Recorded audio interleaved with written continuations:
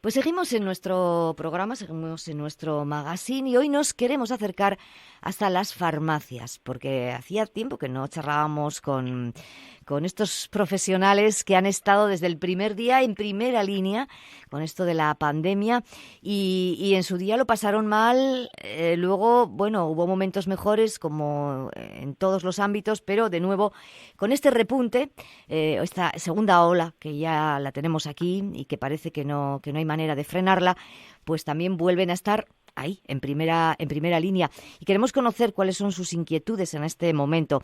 Por eso vamos a charlar con Marta Galipienzo, que es la presidenta del Colegio de Farmacéuticos de Navarra. Marta, ¿qué tal? Buenas tardes. Hola, buenas tardes. Bueno, supongo que a lo largo de la pandemia, desde que comenzó en marzo, de los momentos más duros hasta ahora, en las farmacias, en las oficinas de farmacia, habéis ido notando esos cambios, pues eso, porque digamos que lo que venían a pediros a la farmacia era diferente o quizá un poquito más de tranquilidad. Después, al principio no había medidas de seguridad, luego hubo un poquito más. No sé, ¿qué nos puedes contar?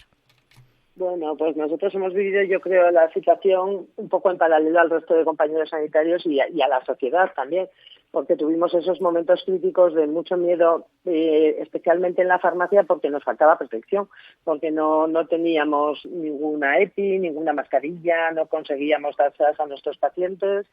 Después vino un poco la etapa dorada, por así decir, en que bueno, casi no había casos y afortunadamente podíamos atender mucho más cercano y con alguna medida menos de restricción, manteniendo siempre la seguridad. Y ahora sí que nos enfrentamos otra vez a una etapa, parece dura por el número de incrementos, empiezan a aparecer otra vez familias que te dicen que los han confinado, que volvemos a llevar medicamentos a domicilio porque no pueden salir. Pero yo sí que destacaría que tenemos una gran diferencia que nos hace sentirnos un poco más cómodos, que ahora sí que tenemos medidas de protección.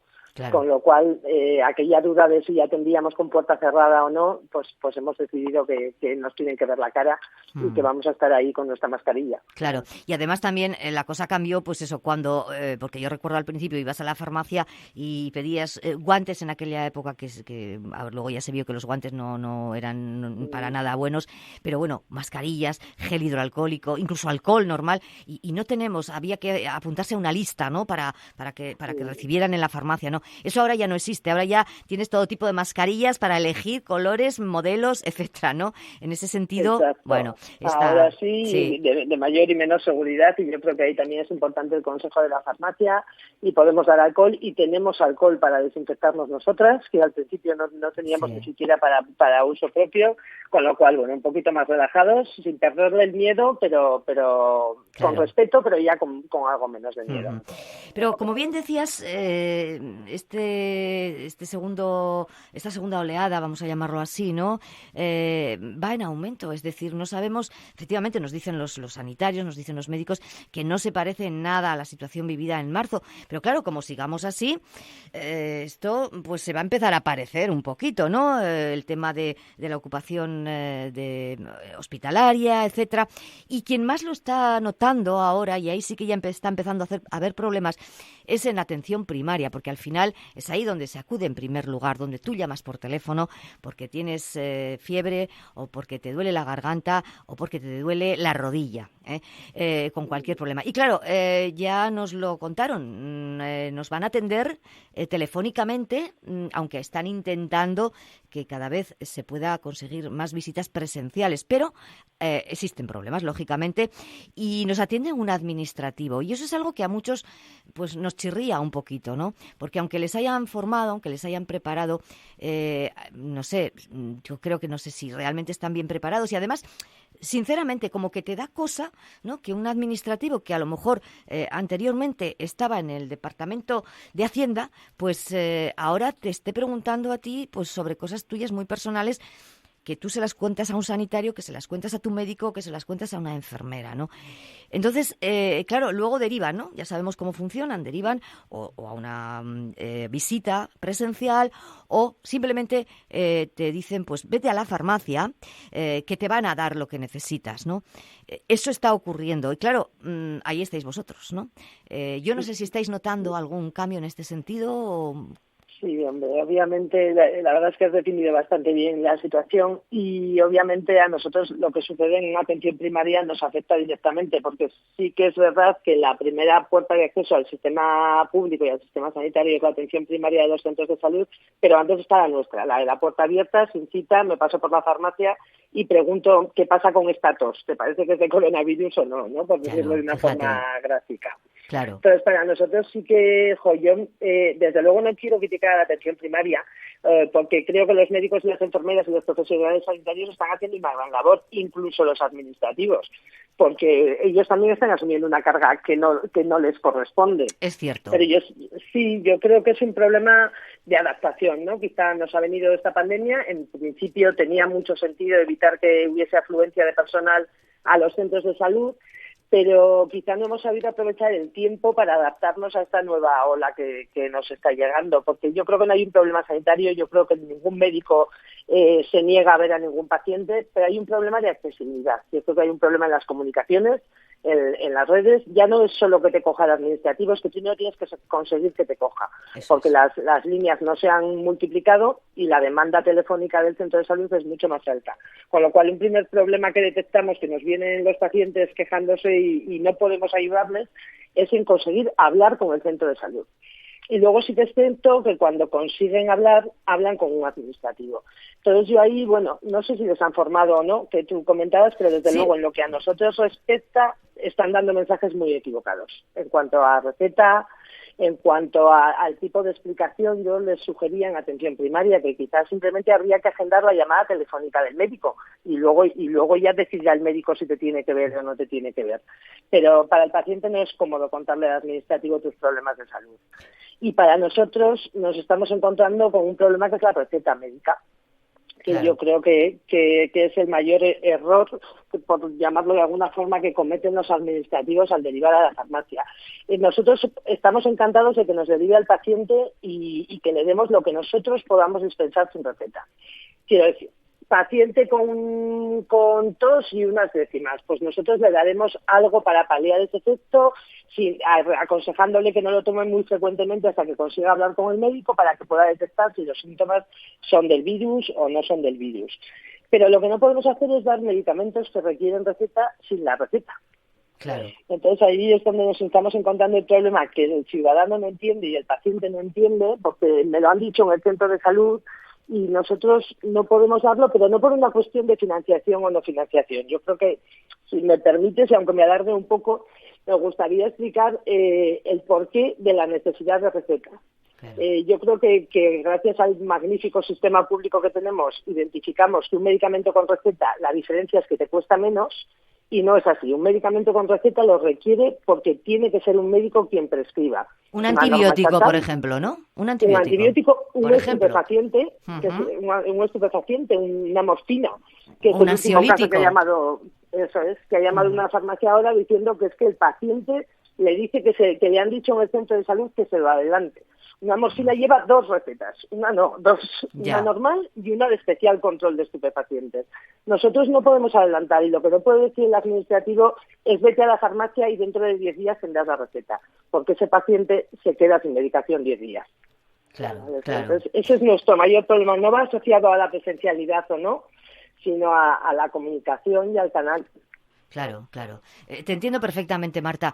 Yo no sé si estáis teniendo algún tipo de conversación o de encuentro con el Departamento de Salud, pues precisamente para tratar de paliar este tipo de problemas. Pues sí, lo hemos intentado. Los mayores problemas han estado sobre todo en verano por las no fiestas o los no sanfermines, porque ahí, claro, los centros de salud se quedaban para urgencias médicas. Entonces ahí sí que creo y entiendo que así se hizo porque transmitimos el problema. Y lo que se transmitió a los centros de salud es que una receta médica no es una urgencia, pero sí que es un acto no demorable. Yo no sé si esto ha llegado o no a los administrativos, porque, quiero decir, no hay que ver al paciente en el momento, pero no puedes darle cita para dentro de 10 días cuando acaben Sanfermines, porque ese paciente se queda sin su medicación. Hoy me contaban que había una queja en el Servicio Navarro de Salud de un paciente que denunciaba a la farmacia porque no le había adelantado su nitroglicerina. Pues es que nosotros lo que hacemos es cumplir la ley. Claro. Otro debate muy amplio es saber si habría que cambiarla, pero eso es a nivel nacional Sí, eso ya. para hacerlo. Pero sí que el problema está siendo muy frustrante y muy doloroso en las farmacias porque piensan que no queremos, o que no te fías de que te la voy a traer, ¿no? Si no es una cuestión de dinero. Ya. Es una cuestión de que si tú tienes un problema con ese medicamento, te lo ha tenido que prescribir un médico, porque Claro. es garantía de seguridad. Ujú. Bueno, pues ahora de cara a la época a la que vamos, que va a venir la gripe, evidentemente, eso está claro, y ya lo hemos visto con los niños, nada más volver al colegio, muchos pues ya han empezado con sus mocos, sus catarros. Claro, no todo es coronavirus. Lo que pasa es que da la sensación de que puede ser. Puede ser porque los síntomas son muy similares. Y es verdad, yo pienso que vais a tener en las farmacias más pacientes que van a ir, pues como me decías al principio, ¿no? Es que me duele la garganta. Es que, claro, tú no sabes realmente si tiene coronavirus o no. Entonces, ¿qué haces en ese momento si resulta que no le cogen el teléfono en el centro de salud, ¿no? Pues a nosotros nos gustaría, y justo cuando termine contigo también una reunión en el Servicio Navarro de Salud, nos gustaría que nos utilizasen un poco más a las farmacias. Yo entiendo que la población puede ser muy demandante y que se saturan las líneas, pero quizás si confiasen en estos 600 puntos de salud que tienen repartidos para filtrarles ese tipo de síntomas y poder de alguna forma concertar una cita, presencial o telefónica, ¿eh? Para mí ese no es el problema, ¿no? El problema no está entre la presencialidad o la telefonía, es poder hablar con un sanitario. Pues quizá se me ocurre, si a mí me viene a la farmacia un señor que tiene fiebre y dolor de garganta y creo que estamos capacitados para valorar la evolución, el tiempo, aconsejarle que se quede en casa, en casa sus niños, pero a la vez poder concertarle una cita telemática, probablemente, igual que antes se hacía la reserva de cita por internet.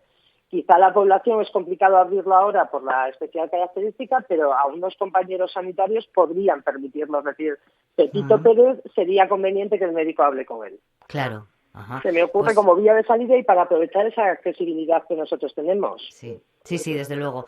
Además, es que es cierto que muchas veces, bueno, yo creo que la gente en general confía mucho en los farmacéuticos y, como bien dices, es al primer sitio donde va cuando tiene algo, aunque le duela la oreja o el dedo del pie. O sea, es al primer sitio que acudes, ¿no?